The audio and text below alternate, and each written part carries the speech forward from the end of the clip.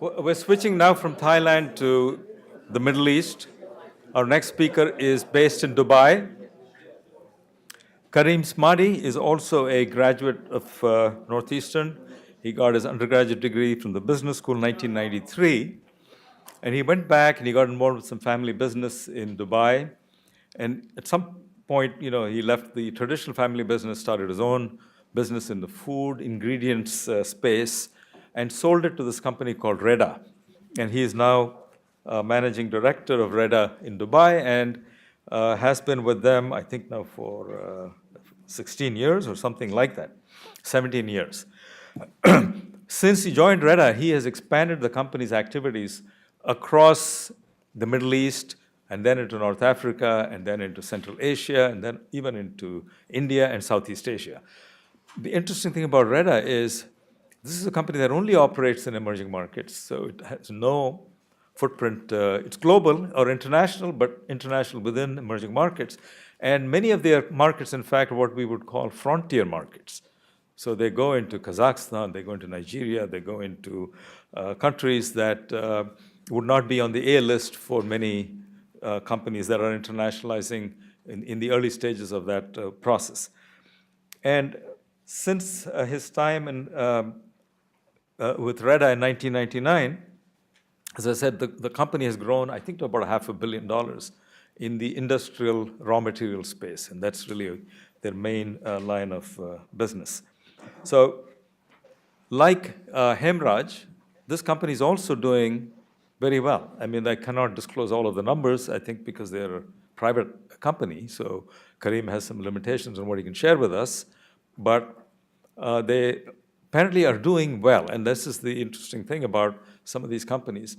Whatever the conditions, they seem to do well. Sometimes they do even better than well, as we saw with Hemraj. I mean, the returns some years are really very, very high. Other years, they're just high.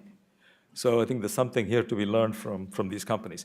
Karim, thank you again. I know you're 7 hours ahead of us. Thank you for making time for us. And again, I hope technology will work as it did with Dave. Can you hear me, Karim? Hello? Yeah. Okay, over to you, Karim. Yes, thank you. Good morning, everyone, ladies and gentlemen, fellow Northeasterners. My name is Karim Smadi, and I'd like to thank Professor Ravi for giving me this opportunity to give an idea about the emerging markets that REDA is taking care of. To give you a brief idea about the REDA group, REDA was established in 1993. We have over 940 employees with around 225 sales engineers. As Professor Ravi mentioned, our sales are nearing $500 million. We have over 39 companies spread around all of those emerging markets. We have 50 locations spread between offices, warehouses, and plants.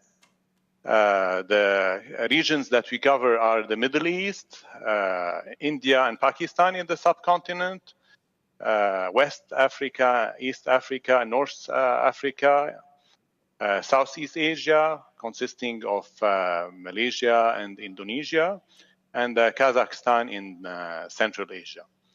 We have relations with over 20,000 customers, and we are actively selling to 10,000 customers.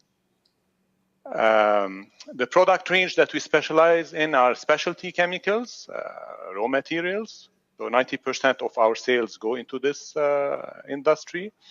And we are a B2B type of business. So we sell only to industrial users. So we do not sell to end consumers or end users, that use the products immediately. All products have to be used in a production process. Okay, so we organize our regions into 11 regions. I take care of 6 of those. So the company started in Saudi Arabia first, expanded into the Gulf region, the Levant, the Egypt region. You have the Maghreb region consisting of Tunisia, Algeria, Morocco, West Africa, where we have a presence in Nigeria, East Africa, then India and Pakistan, China, Thailand, Malaysia, Indonesia, and finally Central Asia with Kazakhstan. So as I mentioned before, the areas where I joined the company was in Dubai.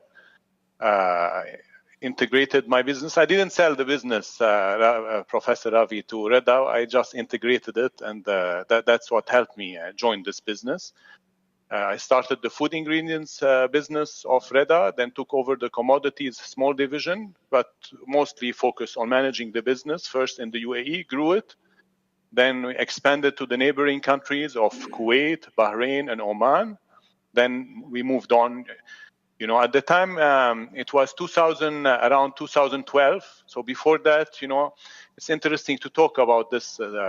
Point is that if you remember in 2008, you know, there was a super boom in Dubai, and nothing could, you know, it was everything was positive. And at the time, I thought that the markets were not connected at all. That whatever is happening in the US could not affect the area where we are operating from. So finally, we had a very severe recession that reached us, but it reached us much later. Luckily, at that time, just before, we had expanded into West Africa, East Africa, India at the same time. In several, we had made investments into major investments to expand into, to diversify, not to rely only on one area. Central Asia and Southeast Asia. So it took a long time. It was a lot of effort. And finally, most of those locations are profitable right now, except West Africa, where we are facing major challenges.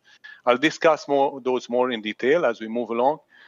So the expansions in those countries, you know, were mostly in each area. We try to see if we can promote our staff from within or hire people locally. But in general, we have made, except 2 locations, in general, all of the other locations, we hired people locally and grew the businesses where we trained the local teams and grew the leadership, you know, by supporting out of Dubai, giving the know-how, all the experience that we have, passing it on to the local teams, and then building it up. So some idea about the distinctive capability of REDA. We have 5 major capabilities that we use to expand and that we use in the local branches that we have. First, you know, we have our chemicals availability. We make sure that our products are in place on just-in-time basis. We offer local credits to our customers. We know how to deal with the products if they are hazardous, have some drumming packaging capabilities, and offer a package of products, complementary products to our customers. So the customers like to deal with us wherever we go. So many of our customers actually are multinational customers that come to us, you know, by having experiences dealing with us, whether it's in Dubai or in Egypt. Or, you know, so for example, just now, you know, in Indonesia, we have a customer where we didn't start the product line of this customer yet in Indonesia, where they are contacting us. Please, you know, if you can supply us the similar products that you supply us in the Middle East. So we have to start the line soon and supply those type of customers. Second, distinctive capability that we offer to our customers is the chemical logistics capability, where we have dedicated staffs. We know how to deal with the import permissions of the specific countries where we operate in, deal with difficult shipping cases, have advanced IT logistics systems in place, and have all our quality management systems, you know, in place in all the locations. So to make sure that we adhere to the same stringent systems and quality controls that we have all over the place. Okay. Third distinctive capability is our technical services. For example, when approaching a market, as I said before, REDA started in 1993. So the customers and the big multinationals or even the local regional players were not waiting for us to start the business. Neither were the suppliers that we deal with.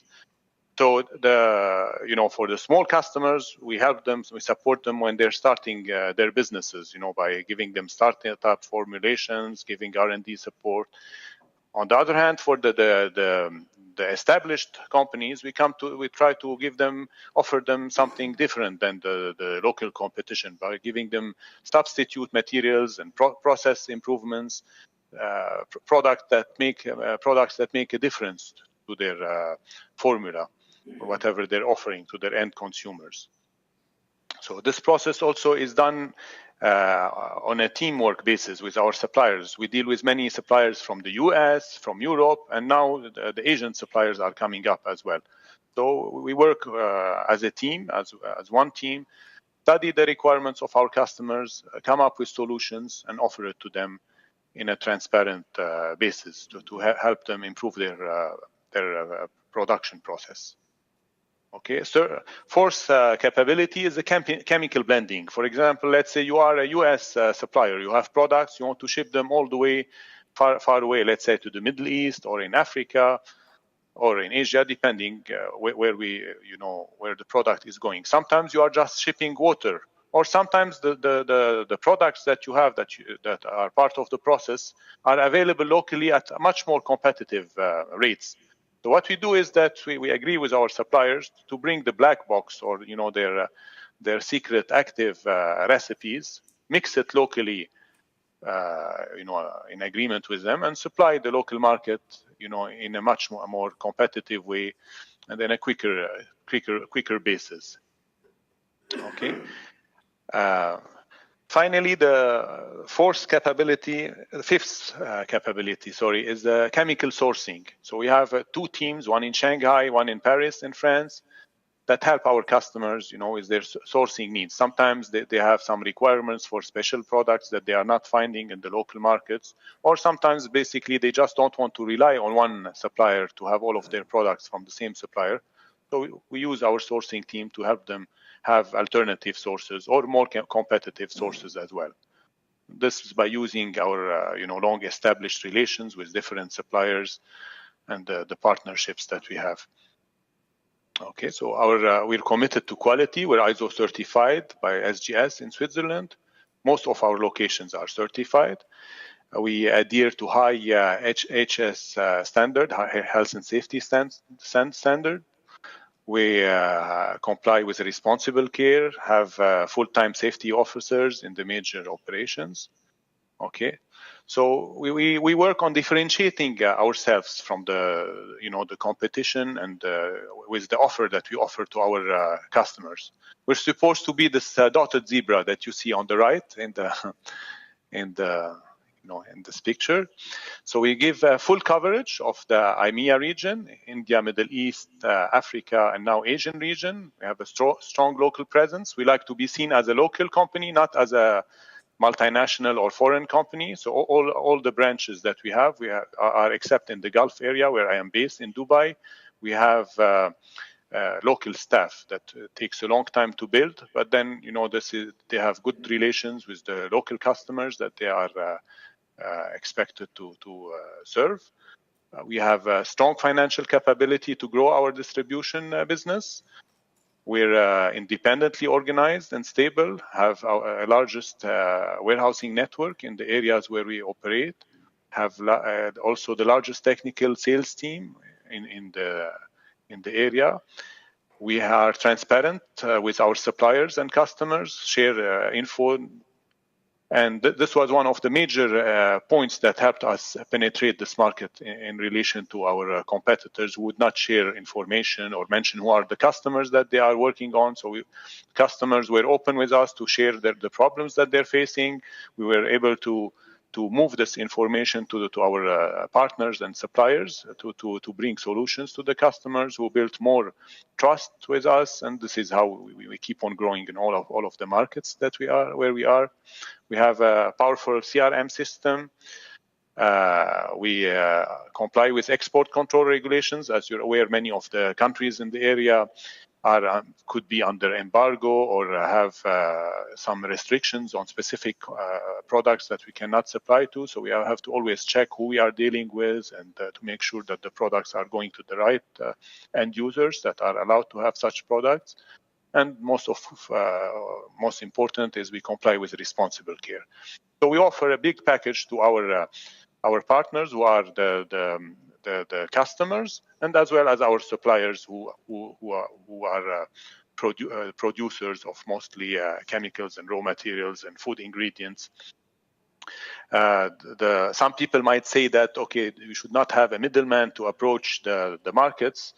Well, REDA is built on being this middleman who does the job very well by moving and giving access in a very fast speed to a very large area, because if you want to go and access markets, you cannot be everywhere and be a local in all the markets. It will take you a very long time. You might succeed on specific accounts, but you cannot approach the markets in a general way, or it will take you a very long time to. So it all depends on the speed and the time you want to dispatch the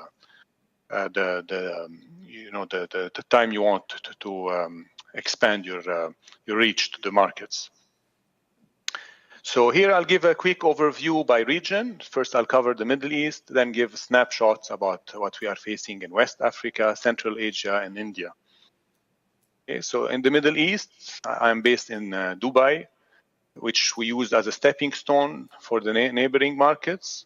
What you hear about the Middle East in the news is not really the reality. It could be, for example, where in the areas where you have major conflict or upheaval, such what's happening, unfortunately, in Syria and Iraq. But as Mr. Nariman mentioned, when there is such issues happening, once hopefully things settle down, again, there are a lot of opportunities for reconstruction, and people have to, in those markets, have to eat, and life goes on, So in the Gulf area, there has been a big impact because of the drop of oil prices. So all the countries in this area are working hard to diversify their economies since they're facing major deficits. So for example, in Saudi Arabia, they are preparing for a big IPO for the national oil company, where they might be putting 15% to 20% of the company on the market, and where all the receipts of this IPO will be reinvested in the economy by creating new industries and employment for their citizens. In the rest of the GCC are a group of 6 countries in the Gulf area that are united economically, same as in Europe, so which consists of Saudi, UAE, Kuwait, Bahrain, Oman. So they'll be implementing VAT, value-added taxes, of about 5%. This is in order to make up for the lost oil revenues. And there's a lot of removal of subsidies. For example, here there is major subsidies coming for the local nationals, the people who are citizens of those countries, where the government even this is still going on. They give them education, free health care, and sometimes even free housing for the people who need it. So now they're removing the subsidies on fuel, on electricity, on water as a start. In the GCC, we do not have major currency problems because our currencies here are pegged to the US dollar. So whatever is happening to the US happens to this area. But for example, for all products that are imported from Europe, then we have problems when the euro goes up. When the euro goes down, then okay, of course, it becomes a cheaper product for us to sell in the markets. In general, in the Middle East, not all countries are similar. So, be very careful about that. For example, if you want to come to Dubai, you don't need a visa. You just come in the airport as a US citizen or a European citizen. You come in with no visa. You can stay in the country for a limited period of time. Whereas in Saudi Arabia, you need to apply well in advance, and it's a long process to get a visa to access this, to visit this country. As a general rule, each country needs to be treated separately. None of the countries are similar. Some have similarities, since we operate in all of those countries, but they're all independent. You know, the GCC countries, which are located in this area, are wealthy countries, whereas the countries in the Levant area, Syria, Lebanon, Jordan, are not that wealthy. North Africa, they are, you know, and again, in North Africa, different countries have different political issues. Some are really stable, some are not stable. So that's why you have to look at each country in a separate way. Do not generalize and do not get any ideas from all the negative news that you get from the news. Okay, so coming to Nigeria, to have an idea of Nigeria. Nigeria has been the most challenging market that I've faced so far. For example, when approaching the market in Nigeria, and usually I try to go direct to supply the customers we're serving, mostly their factories. But here, for example, I had ourselves, you know, to even use middlemen, because it's a vast country.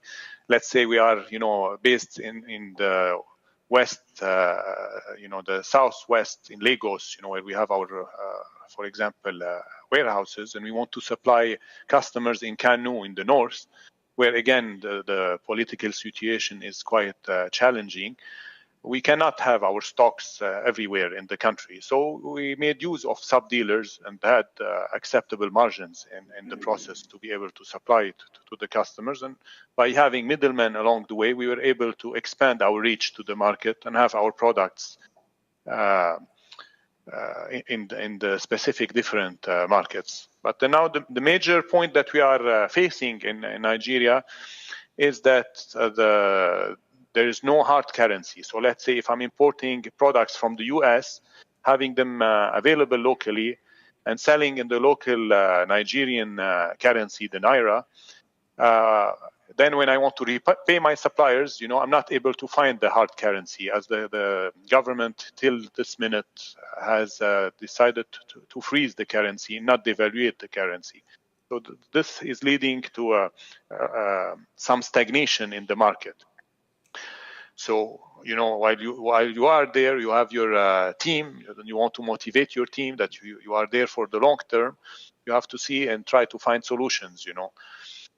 Sometimes, for example, one of the solutions was to think about buying some local products and exporting them to other markets. Since I had a background in food ingredients, I thought about sesame seeds.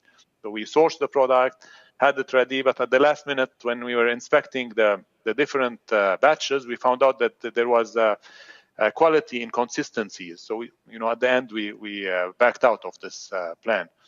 Which, in case it would have worked, we would have been able to export the product, sell them in dollars, and then be able to resupply the market.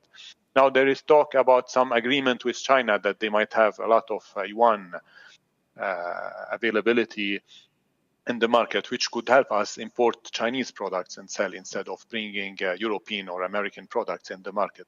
So Nigeria is a very important market in Africa. In reality, it's the biggest market, but it's not an easy market. I'm always looking for the long run, you know, to be in this exciting and challenging market. But then I don't know how long will this take, and how long it will be. If we'll be able to find solutions to survive in this market. And you know, at the same time, I have to have my shareholders and management to support me on this. So far, it has been a challenge and not so easy till now. Now moving to Kazakhstan, which is interesting. It's in Central Asia. We have offices in Almaty there. So over there, it's a very vast country as well. So here the government took a very aggressive step, unlike Nigeria, and they devalued their currency by over 100%. So along the process, we took hits because, for example, imagine you have imported products from the US, and then you sold the material to customers who repaid you after, let's say, 30, 60, 90 days. And then whatever they pay you is like half of what the money can get you, half the US dollars that you could have from before. So here, this was a major hit at the beginning. But then at least the market digested this, and as we moved along, things kept on moving. So here in this scenario, for the sustainability of the business, I found it that finally, from my experience, it's better that the governments devaluate their currencies, which at the beginning I hated, or I'm always scared of, than not doing anything or keeping it at the same rate. Because as we've saw, unfortunately, in Nigeria, things are stagnating totally. And I even personally doubt the nice figures that people show that things are growing from year to year to year. I believe it's at a standstill for the time being. But again, as I said, I have very high hopes of Nigeria as well as all of those emerging markets. Karim, we have about another 5 minutes. Yeah. So then coming to India. Okay, in India, we started in Mumbai, and in order to cover all of the Indian market, we had to have presence in several markets. We could not be just in one city. So we expanded our operations to have warehouses in all three major hubs of Mumbai, Delhi, and Chennai. And we plan to have further expansions covering the east in Calcutta and in Gujarat, which is the major regional base and industrial base. To give an overview of India, the GDP growth is expected to be at 7% per annum, even expected to reach 8%. It has the second biggest population in the world. Growing middle class, high disposable incomes. The government is supporting infrastructure. Foreign investment is moving in. There is a big trust on expansion of manufacturing in the country, which is very good for our business. Because as the manufacturing base increases, our supply of raw materials is very helpful, to the industry. And new cities, tier 2, tier 3 cities are growing, which helps. For example, we supply many different products, such as raw materials to the construction industry. Okay, so India overall offers big volumes. Once an opportunity is discovered, the success is easily replicated in different places. We also benefited from the human resources that are there, and know-hows and access to new ideas. And even though that we've been there for like about now 4 years, the currency has depreciated by 30%. So you have to look at it in a way that your investment, for example, in dollar terms, when you access the market, has depreciated by 30%. How do we make this up? We make it up by the growth of the business. As of now, luckily the business now is profitable, and as we move on, we make up the lost currency, the depreciation. Okay, so in general, if you want to get an idea about the points that we learned in the expansions that we had in the different areas where we expanded, you have to decide how to start your expansion, whether you want to do a startup or an acquisition. In general, in REDA, we had a small acquisition in Algeria. We had another acquisition, a small acquisition in Thailand for a production plant. to decide about the people you want to put in place in those locations, whether you want to promote from within the company or you want to hire locally from day one. You have to work a lot on training the local leadership and promoting it, because in the long run, this is the team that will take over and that will really make things strong on the locally. Interesting points, though, even though that Nigeria and Kazakhstan had taken different ways in dealing with their currencies. One country did not devaluate their currency and the other one devaluated. If you look at in Nigeria on the parallel market, if you want to buy, for example, hard currencies in Nigeria to settle your bills, there's a system that is official where you can buy through the bank from the exporters hard currency, which is at a premium of about 33%. The Naira jumps from 200 to about 300, 340 Nairas to the dollar. Where in Kazakhstan, where they floated the currency on the open market, and it comes to the same range, which is 330. So it's an interesting point to see. Both countries are oil-producing countries, but with one that has floated its currency and one is resisting the devaluation. So also some countries that you might access are developed markets versus the more challenging markets. Each one has its pros and negatives. Developed markets look much more like the markets where you are based if you're coming and approaching from the US or from Europe. But again, you don't have sometimes too much edge to offer sometimes versus the markets that are not developed, where still there's low barriers for entry and where you are really establishing things from scratch, where you can get a foothold and really build things and take a big market share.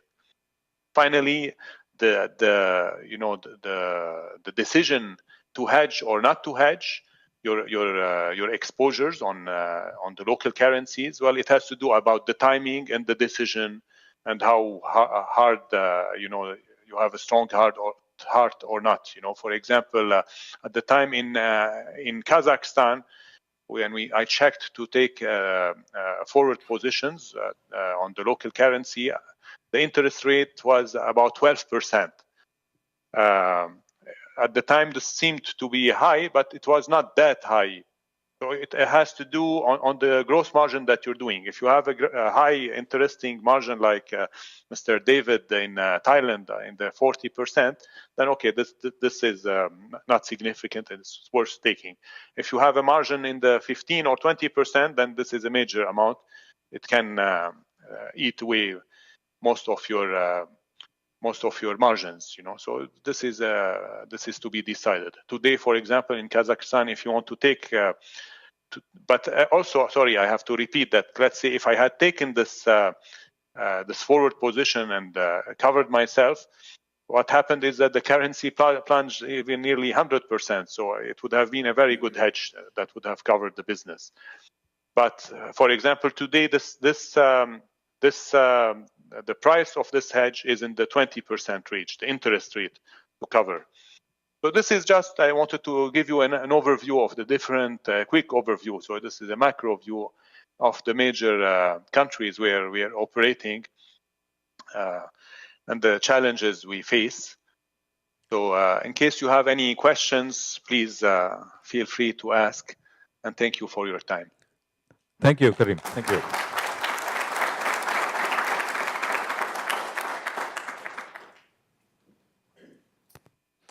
Okay, we don't have a whole lot of time, Karim, unfortunately, but we do have a question. Hi, Karim. This is Gus Murby from Lexington Leadership. There were so many moving parts in that company. I'm just curious at what level of the business you manage overall risk? Repeat, sorry, the risk management you said? The question I have from a business management standpoint, there are so many variables, so many differences in the markets that you're operating in, and I was just curious from an overall business management standpoint, at what level or in what way do you manage overall business risk exposure?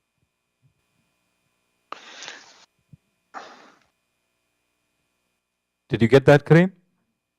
Sorry, the voice went, but I'll try to answer. Question was, you operate in so many different countries. Yeah. How do you manage the you know, overall risk across the portfolio? Yes. You know, there are many risks. There is political risk, there is economic risk, there is currency risk, there is even credit risk. This is one of my major item to look at, because in some countries you don't have credit risk insurance. So you have to, when you if you want to give credits to your customers, sometimes you have to take this call. You decide on how much risk, how risk tolerant you are. You know, so at the beginning you might be very conservative, and as you build up your confidence in the market, you proceed. That's why at the beginning we do not make acquisitions. We go in, we do a small startup in the country, test the ground, build our confidence, and then if we see interesting acquisitions to be made, then we proceed. So this is at the second stage we would be hopefully moving into. Thank you, Karim. And we focus on niche applications wherever we're going. We don't open all the fronts. We focus on specific applications that we can offer for the specific country where we have a competitive edge. Thank you, Karim. I think one of the messages coming through loud and clear in your presentation is that the way you view risk and the way many of us in this room would view risk is different. And you are more comfortable taking some risks that I think many of us in this room would have much more difficulty with. And that comes, I think, from your deeper knowledge of the countries involved, maybe a function also of your own background and the background of the owners, and the flexibility and speed which you seem to bring to these markets, which foreign companies, say from the US or Europe, might have more difficulty.